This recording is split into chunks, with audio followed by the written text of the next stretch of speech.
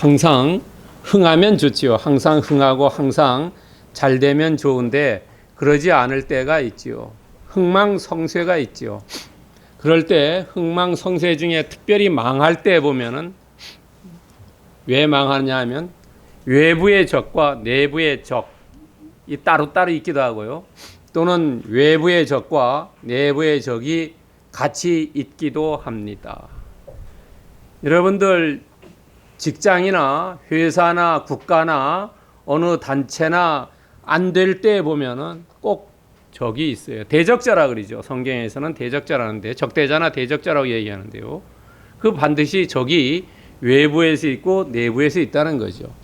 그러나 우리가 이 외부의 적보다는 내부의 적에 의해서 멸망이 된다는 거지요. 실제로 아무리 외부의 적이 강하다 하더라도 내부가 이렇게 결속만 잘하면은 결코 망하지 않는다는 거지요. 여러분, 우리나라가 일본에게 그 1910년에 한일 합방이 됐을 때요. 그 당시에 황현이라는 사람이 매천야록에 이런 단어를 썼습니다. 국필자벌 이후 임벌지라는 얘기입니다. 여기서 국가는 이 국가는 필 반드시 자벌 스스로 치는 거죠. 스스로 내부의 적에 의해서 멸망당하고 그 후에 외부의 사람들이 와서 멸망시킨다는 거죠. 어느 집단이고 어느 가정이고 사회고 그 안에가 멸망을 하면은 밖에서 바로 들어온다는 거죠. 여러분, 이런 역사적으로 그렇지요. 우리나라도 우리가 왜 일본에 한일 합방이 됐느냐 하면 우리나라의 그 당시에 왕권이 제대로 왕권 권력 노름은 했지 백성들을 제대로 못 이끌었다는 거죠. 여러분요. 그래서 이 황현이라는 사람은 경술국치 1910년에 자살을 합니다. 자결을 합니다. 내가 이런 나라에서 도저히 살기 싫다 해가지고 자결을 합니다. 왜냐하면 어느 시대고 어느 집단이고 어느 교회고 어디 가정이고 똑같이 이 지도자 이끌어가는 사람의 자질이 매우 중요하다는 거죠. 사람들은 다 변하지 않은데 어느 회장만 딱 바뀌어지니까 이 집단이 정말로 잘 되더라는 거죠. 그 전에는 위기에 처해가지고 상당히 혼란이 있었는데 이 집단의 회장만 바뀌어지더니까 싹 그 앞에 혼란은 없어지고 평안이 오더라는 거죠. 이래서 이 집단을 이끌어가는 이 지도자의 차질이 매우 중요하다는 거죠. 예수님도 요한복음 10장 11절에 말씀하셨어요. 뭐냐면 나는 선한 목자다. 선한 목자는 양들을 위해서 목숨을 버린다 하는 거죠. 여기서 목숨을 버린다는 것은 그 양들을 위해서 내가 할 수 있는 모든 것을 다 한다는 겁니다. 집단의 장이 정말로 자기의 모든 혼신의 힘을 기울여서 이끌어 간다는 거죠. 권력 노름하는 게 아니라 자기의 사리사욕을 위해서 배채우는 게 아니라 정말로 헌신해서 한다는 거죠. 그것이 선한 목자라는 겁니다. 이 선한 목자의 반대가 뭡니까? 사꾼 목자지요. 사꾼 목자는 어떻게 하면 양들을 털을 깎아 먹고 고기를 먹고 어떻게 하면 양들을 착취하고 어떻게 하면 양들을 잘 이용해서 내 배를 불리냐 하는 거죠. 그것이 사꾼 목자래요. 예수님께서는 우리에게 선한 목자라는 본을 보여주셨어요. 예수님이 오셔갖고 정말로 자기 자신을 십자가에 달리시면서 우리의 죄를 다 사해 주신 거지요. 여러분이나 저나 정말로 나는 선한 목자인지 아니면 나는 어떤 지도자의 자질을 가지고 이끌어가고 있는지 오늘 느헤미야 2장 11절부터 20절을 통해서 성찰해 보겠습니다. 오늘 본문을 한번 보세요. 본문은 느헤미야가 그 페르시아, 오늘날이면 이란에서 떠나서 예루살렘 돌아왔어요. 그것이 돌아온 게 언제냐면 주전 444년입니다. 예루살렘이 586년에 멸망했어요. 그리고 140년 정도 지나서 이 느헤미야가 예루살렘 돌아갔습니다. 그러니까 140년간 있습니다. 여러분, 우리가 통상 이야기하죠. 예루살렘의 멸망 후 70년 포로 생활한다고요. 그런데 그 70년이 언제부터 언제냐는 거예요. 많은 신학자들마다 다릅니다. 그래서 저는 제가 보기에 가장 합리적이라고 생각되는 것이 586년에 멸망을 하고 516년, 70년 후에 이 성전이, 예루살렘 성전이 다 파괴된 이후에 이 예루살렘 성전이 스룹바벨이라는 사람이 와가지고 다시 성전을 재건했어요. 이게 70년이에요. 그러니까 성전이 다시 세워지고 그 다음에 성전만 세워졌지 성벽, 성문을 만들지 못했어요. 만들려다가 사람들이 반대를 해가지고 못 만들고, 이래서 이 느헤미야가 예루살렘에 와서 다시 만드는 겁니다. 자, 오늘 본문에 짐승이라고 나와요. 이 짐승은 베헤, 히브리어로 베헤마입니다. 어떤 특정한 동물을 가리키지 않습니다. 이 느헤미야가 야간에 시차를 나갔는데 어떤 동물을 타고 나갔다 그랬어요. 그래서 어떤 동물인지 알 수가 없어요. 아마 많은 사람들이 당나귀 아니면 노새를 타고 가지 않았냐라고 추정하지만은 그냥 성경에는 짐승이라고만 나와 있습니다. 또 다른 단어 중에 여러분들 분문이라는 단어가 나옵니다. 분문이라는 단어는요, 무슨 말이냐 하면은 우리말 표현은 오직 느헤미야만 나오는데 이게 분자가 대변 이런 거 얘기할 때 하죠. 그래서 다른 성경에서는, 우리나라 성경 다른 번역본 보면은 어떻게 번역해 놨냐면 거름문 아니면 똥문 이렇게 번역해 놓은 성경도 있습니다. 왜냐하면 요즘은 비료를 주어서 농사를 짓지만 옛날에는 인분으로서 거름을 주었지요. 그리고 또 다른 말, 샘문은 뭐냐면 샘이 나오는 문입니다. 그래서 이것도 구약 성경 느헤미야만 나오는 단어입니다. 여러분, 또 다른 말 왕의 못이라는 것도 구약 성경에만 나오는 거예요. 그런데 이런 단어에 나오는데 위치가 어딘지는 정확하게 알 수 있는 것도 있고 알 수 없는 것도 있습니다. 나중에 지도를 보여드리겠습니다.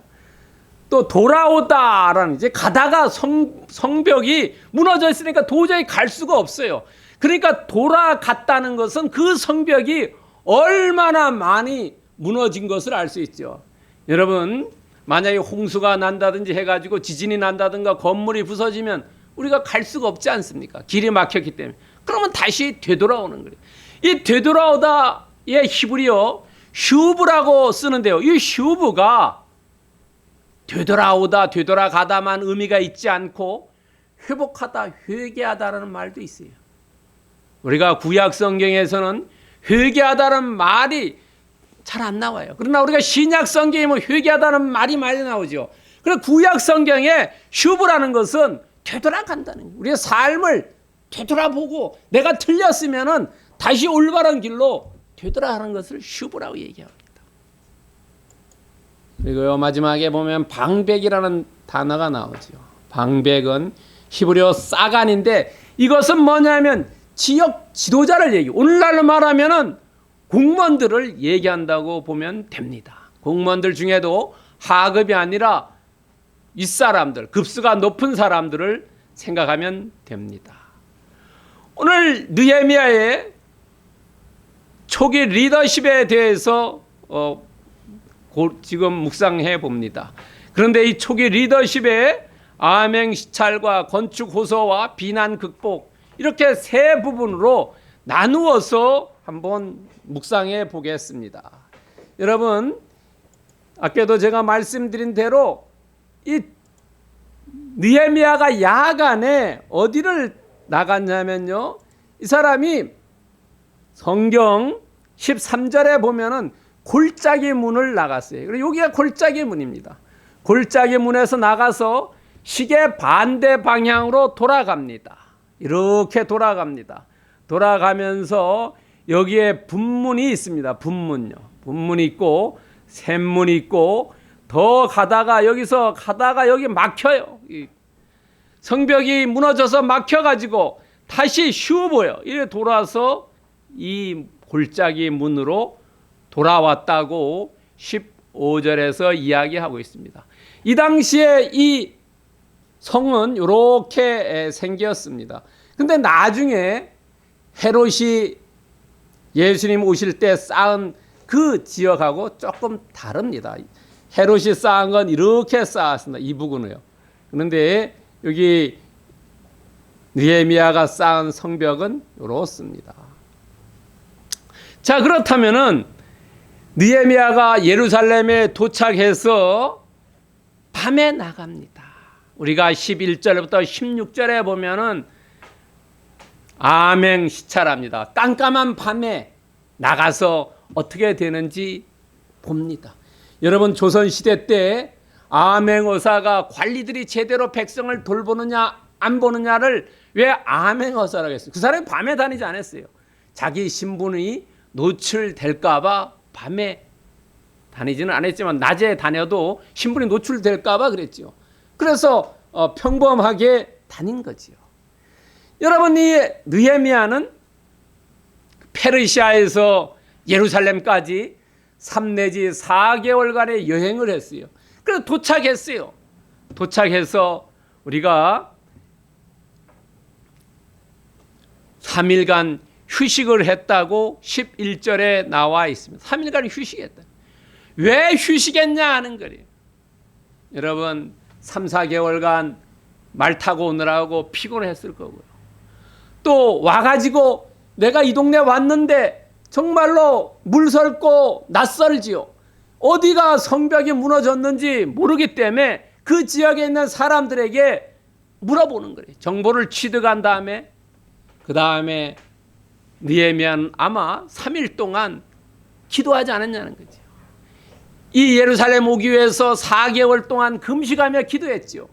아마 제가 생각하기에 3일 동안 금식하면서 이제 도착했는데 내가 어떻게 이 성벽을 건축해야 될지 하나님께 깊이 기도하지 않았냐는 거죠.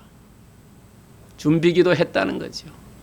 우리가 어떤 일을 할 때에 준비기도 하지 않습니까? 일할 때요. 느헤미야도 왕에게 불려갔을 때 어땠겠어요? 묵상기도 했다 그러지요. 물었을 때 어떻게 내가 대답할 것인가? 잘못 대답하면 목이 날아가는데 그걸 순간순간 묵상기도하는 거예요. 아마 느헤미야는 3일 동안 피로 회복도 하고 정보도 없지만 더 중요한 것은 준비기도 했다는 겁니다. 그리고 기도한 이후에 암행 시찰을 나갑니다. 깜깜한 밤에요. 야간에 나갑니다.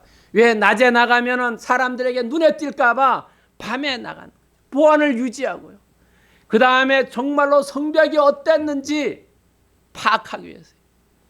여러분, 현장을 가보지 않고 기획부동산들이 땅을 이렇게 사라 그래서 사가지고 한번 실수하는 일이 많지요.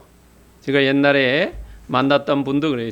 제주 시내에서 몇 킬로라고 이래서 땅을 샀는데 가보니까 제주 시내라는 것은 시청을 중심으로 하는데 그 기획부동산은 어디를 중심으로 했냐면 제주시 끝자락을 기준으로 해서 몇 킬로라는 거예요. 실제는 엄청 먼지요. 가보지 않고 땅을 사면 그렇다는 거죠. 현장을 가보지 않고요. 그래서 이 느헤미야는 머리가 똑똑한 사람이죠. 밤에 정말로 한번 내가 현장을 가봐야 되겠다.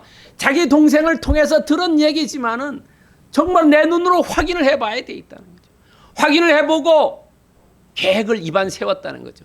보고 세웠다는 거죠. 여러분, 우리도 실패하지 않으려면 정말 어떤 일을 하기 전에 그곳에 가봐야 된다는 거죠. 가보지 않고 결정하면은 사기당하고 실패한다는 거죠. 그리고 이 느헤미야가 예루살렘에 도착했을 때 어떤 영접이나 환영이나 마중이 없었어요. 이 사람은 고관 대작입니다. 그러나 아무도 반겨주지 않았어요. 반겨주지 않았지만은 이 느헤미야는 결코 좌절과 절망하지 않고 자기가 그 성벽을 세우겠다는 그 열정과 나에게 주어진, 하나님께서 나에게 준 이 사명을 귀히 여겼다는 거죠.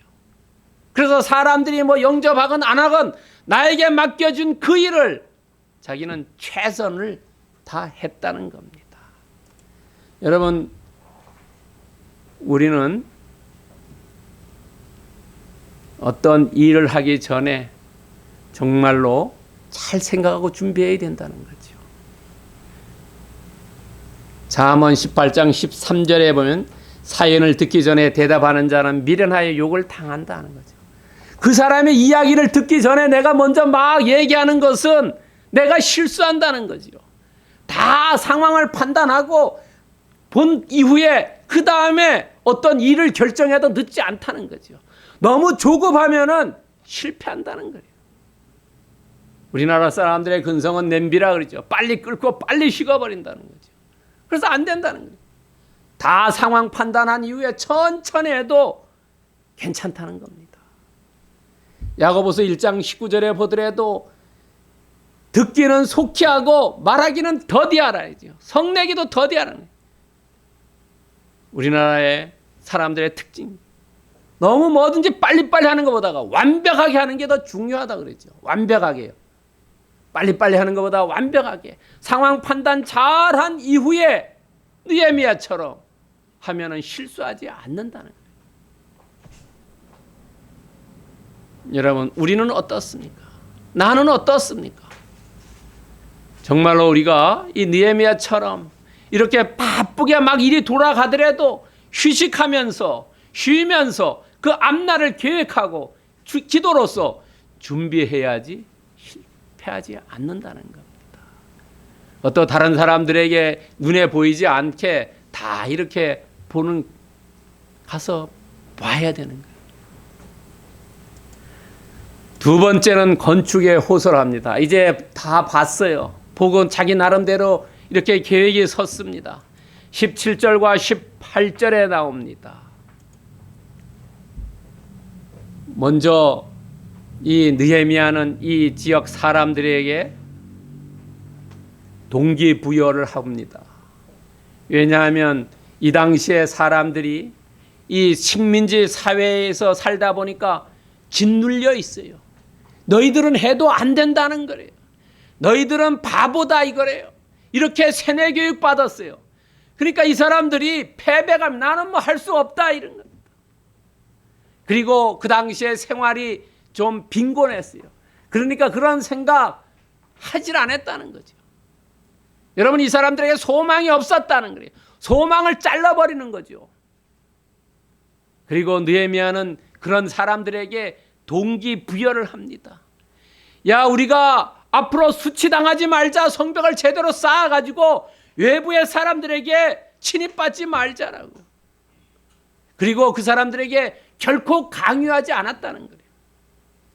하자라는 거예요. 그 사람들에게 마음을 이렇게 바뀌어주고 새롭게 할 수 있는 능력을 심어주는 거죠. 그리고 느헤미야가 얘기할 때 우리라고 얘기합니다. 우리요. 우리라고 얘기하면서 너와 나는 똑같다 이게. 나는 관리로 온 게 아니고 너희들과 같은 입장에서 같이 쌓자는 거죠.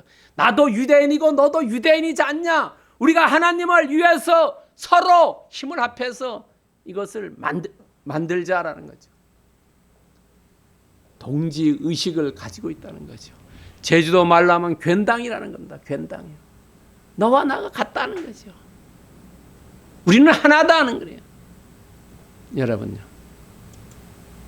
성을 쌓는 문제를 얘기하면서 야, 성을 쌓아가지고 외부가 침입한 게 아니라 우리 민족의 자존심이 아니냐는 거죠. 자존감을 높여주는 거죠. 우리나라 사람들은 특별히 자존심이 세죠. 명분이 센 거 아닙니까? 실리는 없어도 명분을 채워준다는 거죠. 명분요. 그리고 이 명분을 통해서 하나가 되는 거죠. 하나요. 이것이 느헤미야의 힘이라는 거죠. 지도자가 정말로 이 하나로 묶어내는 거예요. 그래야지 힘이 있다는 거죠. 시너지 효과가 일어나가지고 못할 100%의 능력이 120%, 150%의 능력을 나타낼 수 있다는 겁니다. 자존심의 문제, 명분의 문제로 이끌어 갔다는 겁니다. 그리고 이 얘기를 하면서 자기의 본인의 간증 얘기를 하는 거예요. 여러분, 우리가 어디 가서 예수 그리스도를 믿으라고 전도할 때에 여러분 어떻게 전도해야 됩니까? 나의 삶이 바뀌어진 것을 이야기하는 것이 가장 강한 메시지가 되지요. 내가 예수 그리스도를 믿고 어떻게 변했고 어떻게 내 삶이 이루어졌는지, 이 느헤미야도 같은 얘기했다. 내가 그 예루살렘에 들어온 소식, 성벽이 회파됐다는 그 소식을 듣고 4개월간 금식하는데 하나님께서 역사하셨고 그 아닥사스다 왕에게 조서를 받아가지고 살림 나무까지 이렇게 다 쓸 수 있는 그런 조서를 받아서 나를 인도해 주셨다는 거예요. 그러니까 우리가 함께하면 이 성벽을 이룰 수 있고 성문도 만들어줄 수 있다 하면서 이 백성들에게 위로해주고 도전해주게 해줬다는 거죠. 동기를 북돋아 주니까 이 사람들이 어허 그래 합시다 라고 이야기하고 있지요. 여러분 18절에 보면은 그의 말이 일어나 건축하자, 그들의 말이요. 그들의 말, 그 백성들의, 거기 예루살렘에 있는 백성들이 이 느헤미야의 말을 듣자 야 하자라고 나왔다는 겁니다. 이 느헤미야의 권면은 어땠냐는 거죠. 거기는 간삼이나 부정, 속임수를 하는 게 안 했다는 거죠. 지도자가 이야기할 때에 그 사리사욕을 채우는지 정말로 백성을 위해서 하는 건지 알 수 있다는 거죠. 이 느헤미야는 백성을 위해서 자기 자신을 내려놓고, 또 하나는 빌립보서 4장 13절, 우리가 잘 아는 말씀이죠. 이 느헤미야가 그 하나님의 간증을 통해서 내가 능력 주시는 자 안에서 내가 할 수 있다. 우리가 할 수 있다는 거죠. 할 수 있다라고 생각하는 사람과 할 수 없다라고 생각하는 사람 다르다는 거죠. 할 수 있다라고 생각했을 때 성벽이 이루어지지요. 얼마 만에 이루어집니까? 52일 만에 불가능한 것들이 다 이루어졌다는 거죠. 이렇게 호소하는 것, 이 사람의 리더십, 이것을 우리가 본받아야 된다는 겁니다. 세 번째는 이런 리더십이 있을 때 반드시 뭐가 있습니까? 19절과 20절에 보면은 대적자 비난이 있다는 거지요. 대적자들은 어떤 대적질을 하느냐 하면 이 사람들은 옛날의 생각이 머릿속을 지배한다는 거예요. 느헤미야의 새로운 사상이 아니라 옛 생각이 지배하고 새로운 상황에 대해서 모르고 억지로 부린다는 거죠. 오늘날로 얘기하면 젊은 세대들이 나이 먹은 사람들에게 뭐라고 얘기합니까? 꼰대라는 그런 생각을 한다는 거죠. 옛날의 사고방식에 모여서 현 시대를 이해하지 못하고 옛날의 자기 생각을 강요하고 있다는 거죠. 이것이 곧 대적자로서 어떻게 얘기합니까? 비방과 조롱과 참소하는 거예요. 내가 다시 아닥사스다 왕의 조서를 보내서 이거 성공 못하게, 성벽을 못 짓게 하겠다는 거예요. 대적자들이 그런 겁니다. 여러분, 대적자들이 앞에 와서 뭐 이렇게 싸맞아 오는 게 아니라 비방하고 멸시하고 이것이 대적자입니다. 그런데 이 대적자들의 특징이 있는데 이 사람들이 오늘 20절에 보면은 전부 이방인이었다는 겁니다. 이방인요. 이 대적자들이 이렇게 하는데 느헤미야는 어떻게 했어요? 반박과 대응하지 않았다는 거죠. 그들과 논쟁하지 않았고, 그리고 내가 낙심하지 않았고, 그들과 불의와 타협하지 않았다는 겁니다. 여러분요, 이것이 느헤미야의 특징이래요. 불의와 타협하지 않았고, 내가 그 사람들이 욕한다 그래서 내가 낙심하지 않았고, 그 사람들과 같이 논쟁하지 않았다는 거예요. 그러면서 세 가지를 그 사람들에게 이야기해줘요. 뭐냐? 이것은 내가 하는 게 아니라 하나님이 하시는 일이라는 거죠. 하나님의 사역이라는 거죠. 그 다음에 주의 백성인 우리는 이것을 세울 사명이 있다고 얘기합니다. 왜냐하면 대적자들은 전부 이방인들이었다는 거죠. 오늘날로 얘기하면 교회 믿지 않는 자들이라는 거, 엉터리 이단 사입이었다는 거죠. 세 번째는 너희들 이방인들은 이 예루살렘 성에 대해서 우리가 건축하는데 권리도 없는다 이게요. 너희들 권리도 없는 것들이 건방지게 권리 있는 것처럼 이야기하고 있다는 거죠. 너희들은 아무 권리도 없고 그 기업 유산 받을 것도 없고 너희들은 이방인이기 때문에 발언권조차 없는 것들이다라는 거죠. 여러분, 이렇게 우리가 어떤 것을 일할 때 보면은 거기에 관련도 없는 사람들이 분노하며 헛된 일을 꾸미는 사람들이 얼마나 많은지 모릅니다. 여러분, 나이 드신 분들은 아실 겁니다. 일을 할 때 보면은 정말로 거기에 어떤 관련도 없는 이해타산 관계 전혀 없는 사람들이 분노하며 헛된 일 꾸미는 경우를 많이 경험하셨을 겁니다. 여러분, 베드로전서 5장 9절에 보면 너희는 믿음을 굳게 하여 저들을 대적해. 믿음으로 대적하는 수밖에 없다는 거예요. 믿음으로요. 그들과 같이 디렸다 치받고 할 필요가 없다는 겁니다. 믿음으로 대적하고, 그 다음에 로마서 12장 19절에 그 원수를 하나님께서 갚아주신다고 얘기했어요. 우리는 그 잘못된 것을 그리스도 하나님께, 우리 예수 그리스도에게 토설하면은 대신 갚아주신다. 그러니까 직접 할 필요 없다는 거죠. 오늘 느헤미야도 직접 하지 않으세요. 너희들에겐 권리도 없고 이방인들이고 우리에게, 우리 유대민족이 이 성벽을 쌓아야 되겠다는 거예요. 그렇다면 오늘 본문을 통해서 메시지는 뭐냐는 거예요. 오늘 21세기를 살아간 우리에게 이 느헤미야의 초기의 리더십을 통해서 너희들이 어떻게 삶을 살아야 되는지 비전의 리더십 상을 보여준다는 거죠. 여러분요, 느헤미야가 어떻게 생활했는지. 일을 하기 전에 기도했고 암행에 시찰했고, 여러분 그 사람들과 싸우지 않았고, 그리고 우리의 동기를 부여해 주면서 같은 동질의식을 느끼게 해줬다는 거죠. 이것이 리더십의 모델을 보여줬다는 거죠. 여러분, 리더십의 모델은 어떤? 예수 그리스도 그분이 보여주신다는 거죠. 우리에게 더 가까이. 마태복음 23장 10절에 보면은 우리에게 직접 말씀하시세요. 지도자로 칭할 받지 마라. 너의 지도자는 한 분, 그분 예수 그리스도. 우리의 삶에서 정말로 예수 그리스도 그분 한 분만을 스승으로 모시고 살아라. 그렇다면 우리는 어떻게 삶에 적용해야 되느냐 하는 겁니다. 우리의 삶의 적용은 기도로 준비한 이후에 행동하라는 거예요. 우리가 그냥 덤벙덤벙 일하면 경거망동하면 실패한다는 거죠. 느헤미야는 결코 고관 대작이지만 예루살렘에 도착해서 경거망동하게 행동하지 않았다는 거죠. 그렇죠? 망둥이가 뛰면 꼴뚜기도 뛴다고요. 그렇게 하지 않았다는 거예요. 기도로 준비한 이후에 행동했다는 겁니다. 우리가 기도로 준비하지 않고 행동해서 실패한 경우 있죠. 두 번째는 믿음으로 일치 단결시켰다는 겁니다. 여러분, 가정이나 직장이나 사회나 어디에서도 하나가 될 때 힘이 있죠.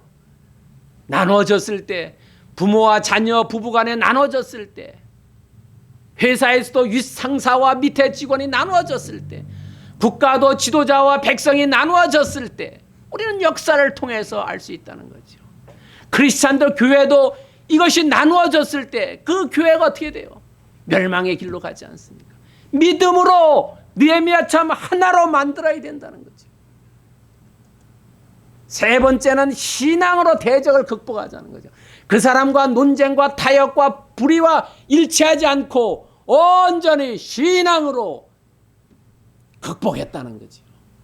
너희들에게 내가 이러이러한 권리도 없는 것들이 어떻게 감히 있냐. 내가 이건 내 일은 내가 사리사욕 채우는 게 아니라 하나님께서 나에게 비전을 주셨고 이것이 나에게 소명이기 때문에 내가 한다는 거죠. 그럼으로써 극복했다는 겁니다. 여러분, 역대하 34장 2절에 우리에게 귀한 말씀을 전해주고 있어요. 여호와 보시기에 정직히 행하며, 정말로 우리가 하나님의 사역이라든지 어디에서 어떤 일을 하더라도 정직하게 행하라.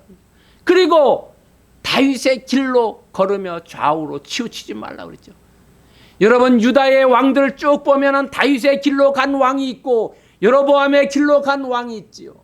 다윗의 길로 간 사람은 예수 그리스도 하나님의 길을 간 사람들이고, 여로보암의 길로 간 사람은 자기의 길로 간 사람이, 내 뜻대로 간 사람들이라는 거죠.